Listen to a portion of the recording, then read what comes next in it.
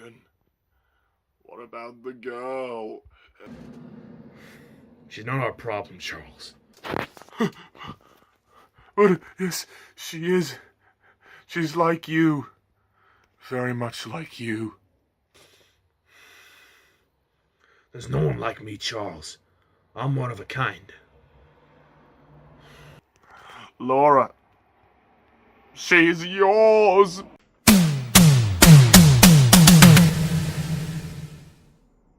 What the fuck? When? Come on, that's ridiculous. I never...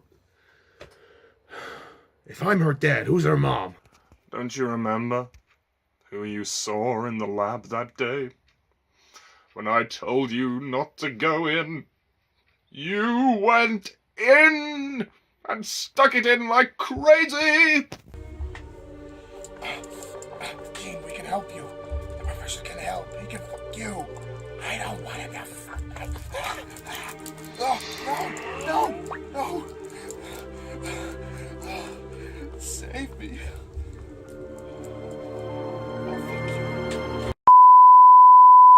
Oh, Jean. It seems to me she lived her life like a candle in the wind, never knowing what to do when the flames set in.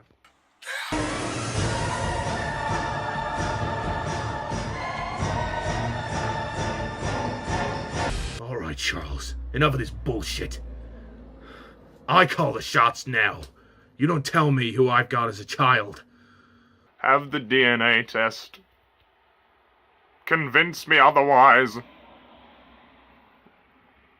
Prove to me that you're not her father. Keeps your ass fucking happy.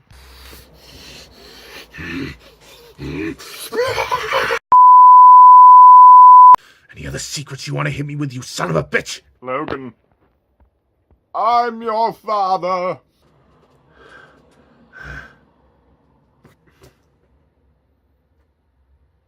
Happy Father's Day.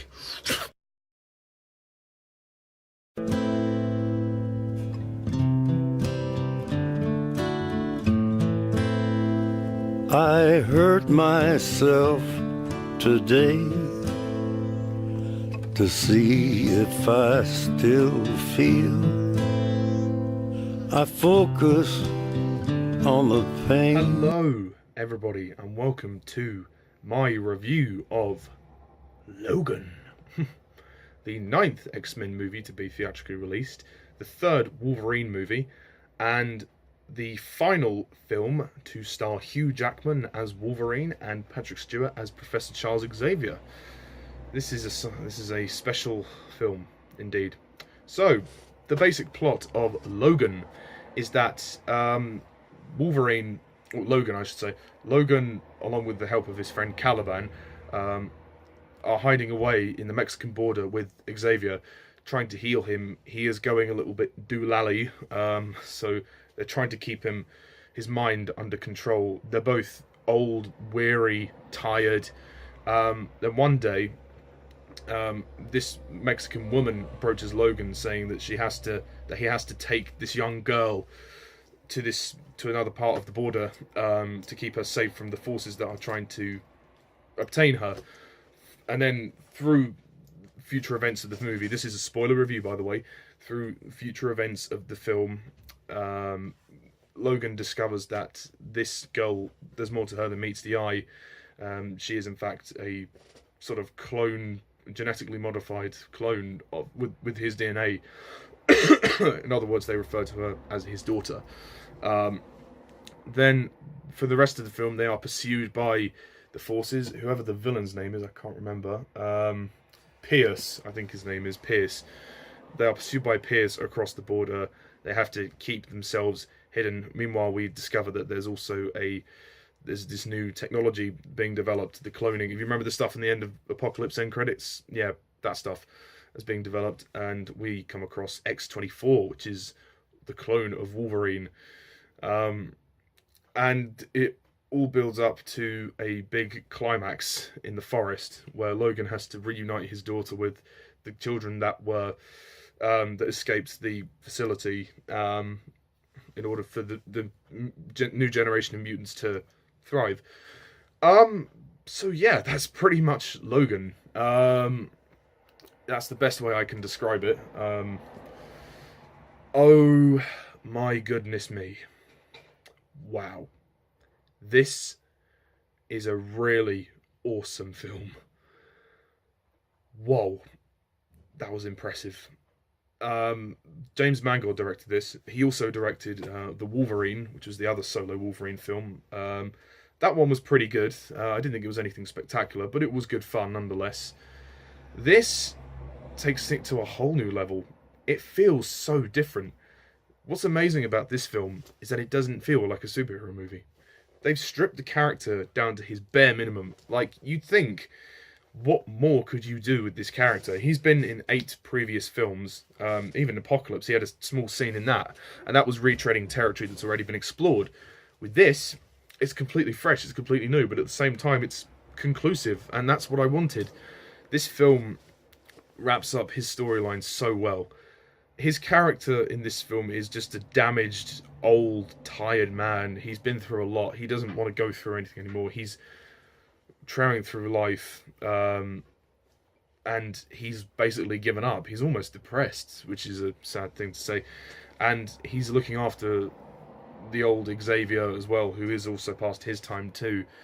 So I love the way they showed him in this movie, the way they portrayed Wolverine as this damaged individual who is really got nothing left in him. He just wants to kind of, have a restful life, but he can't because he gets caught up in this situation. It's a really stunning film. It's an absolutely brilliant film. It almost has a kind of Western feel to it, in the sense that, because there's almost an emptiness to it, because all of the X-Men are dead, or so we're told. Not quite sure how, but yeah.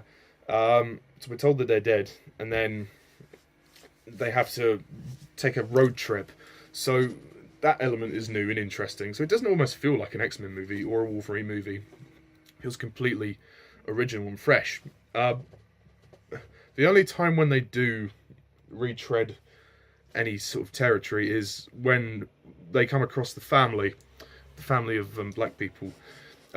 This is a similar thing that X-Men Origins Wolverine did when Logan came across the couple, but then they died, so it didn't matter too much.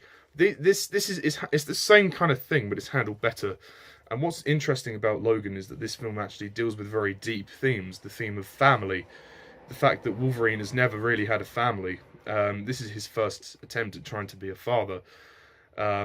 Even though he took on more of a leadership role in X-Men 3, but this is to a more greater extent. He's even though he's not really sure about this young girl, he grows to care for her towards the end. Her name's Laura. He grows to care for her. He really grows to love her, and he realizes how similar that they are, not just in terms of their abilities, but also in terms of their emotions. And it's really interesting, their relationship, how he, by the end of the movie, he really knows what it feels like to be a dad. He knows what it feels like to have a family, and he accepts it warmly, and I think that's fantastic. And boy, the end of this movie is definitely something sad. As for the other characters, you've got Patrick Stewart back for one last time as Xavier. He gives a good performance. He's very different in this movie. He's much more deranged. He's going a bit mad, and I thought that was an interesting idea that they explored that. The fact that he's losing his mind a little bit. And his mind is powerful. So it was interesting how every time he kind of had a mental breakdown, a seizure, the earth shook. And I thought that added so much tension. There were about 2 or 3 times when it happened in the film, and every time was great. And he has a very sad exit, which I didn't expect, but it works. It's a new timeline as well, so his previous death scene, I told you this was a spoiler review, death scene, which he had in X-Men 3, wasn't technically a death scene, even though after Days of Future Past, the timeline has been rewritten. But yeah, Any other characters? And he basically, his relationship to Logan is very different in this film because Logan's caring for him, he's trying to heal him. You know how far these characters have come, and he really cares for him greatly. I mean, there's a moment when they have to falsely, when the family accept him into their house, they falsely impersonate themselves as father and son. But you can kind of see that relationship building. You kind of feel like Logan is like a son to him by this point. I mean, he's been through a lot with him, even though some of which is in a different timeline now. But even so, it's fantastic to see how far they've come, and they both give fantastic performances. The young girl, I think her name's Daphne Keen. She plays Laura, the young girl. My goodness me, she's amazing. I mean, she is going to go places. Wow. Not only does she kick ass, she plays a great character. It's a stone cold girl who's been genetically modified. But she does have feelings. She does empathize with Logan. She grows to love him like a dad. She does grow to see him as a father figure, which I thought was so brilliantly done. The drama's excellent in this movie, and the concept as well of the whole cloning aspect of the story was very interesting, and I thought it worked very well. I mean, even though most of the sort of the expositional stuff was shown in amateur footage through the Mexican woman, I think Gabriela her name was, she recorded all of it because she used to work there, so she recorded all of that on her phone, and then Logan and Charles watched it. It would have been nice for them to go and actually see that happen, but oh well, it's a nitpick. I'm not going to knock the film for that. The only other character I can really talk about is, well, there's two characters actually. First, Caliban. Caliban, if you didn't know, was the guy in X-Men Apocalypse with the bald head. He has kind of like a white face. First of all, I didn't really understand how the hell he's in this movie. Like, it's been a long time since the events of Apocalypse. The X-Men Apocalypse was in 1983. This is 2029. How the hell? What? Where the hell did this character go from there? And how does he know Logan and Charles? I didn't understand that. Like, the problem with the X-Men films, there's just so many continuity errors. I mean, I've grown to accept it by this point, because what's the point in trying to stitch all of this together? Even though they've sorted out a new timeline, even in the new timeline, there are some continuity errors, so they're unavoidable. You cannot escape them whatsoever. I've just learned to accept that now. But his performance, Stephen Merchant actually plays Caliban. His performance is okay. He's definitely the weakest of the cast, I would say that. He basically plays it with an English accent this time. Like, he plays it with a somewhat different accent in Apocalypse. I'm not quite sure what. Caliban, I don't know if it's meant to be, like, French or something. I'm not sure, but his accent in this film actually dips quite a lot. At one point he oozes American, then he goes English, then he goes French. I don't know, his accents go all over the place. But I mean, the character was fine, I guess, and he has a very noble sacrifice, I should say. That's a very good scene. I won't say what it is, but it's a very good scene, the way he sacrifices himself. And the antagonist of the piece, the villain, played by Boyd Holbrook. Never heard of the guy before. His name's Pierce. I didn't know that until I looked at the IMDb page.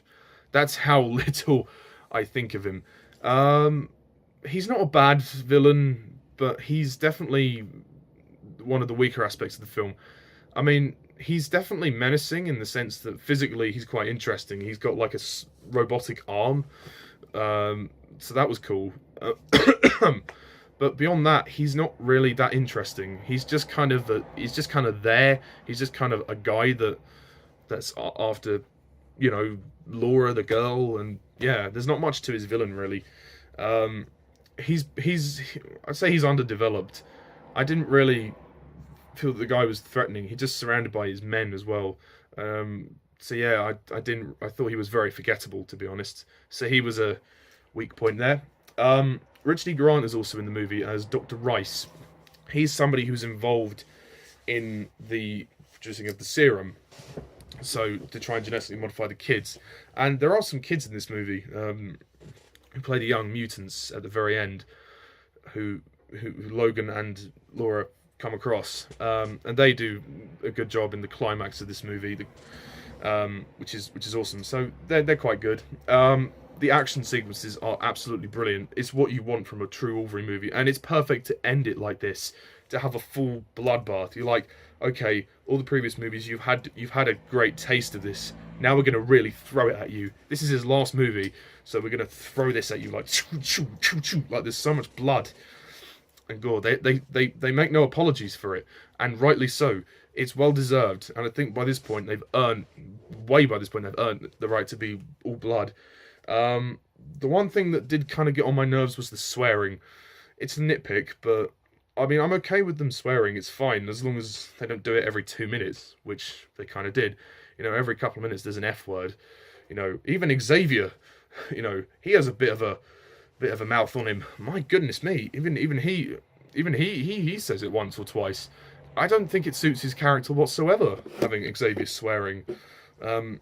Or at least not saying the F word. You know, saying like shit or something like that's fine. But they went overboard on that there. But there's some great action scenes. There's the opening scene, which is absolutely spectacular. Then you have the scene at the hideout where they come for the girl, and you know there's a big fight. She shows them what she can do.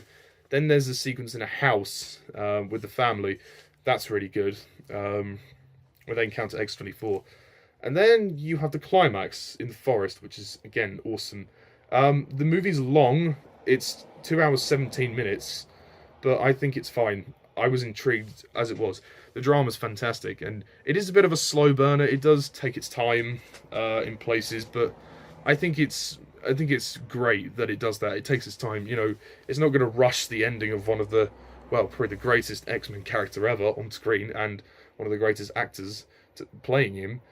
And I think it's fabulous, absolutely fabulous. The fact that it's mostly on location as well is great as well. Just in open spaces, the emptiness of the land, like in Mexico, it makes it feel really desolate, and that's the mood they want. That's the mood that really works. The whole desolation of everything, like the fact that the fact that all of the X-Men, or most of the mutants, are more or less dead now, makes it really interesting.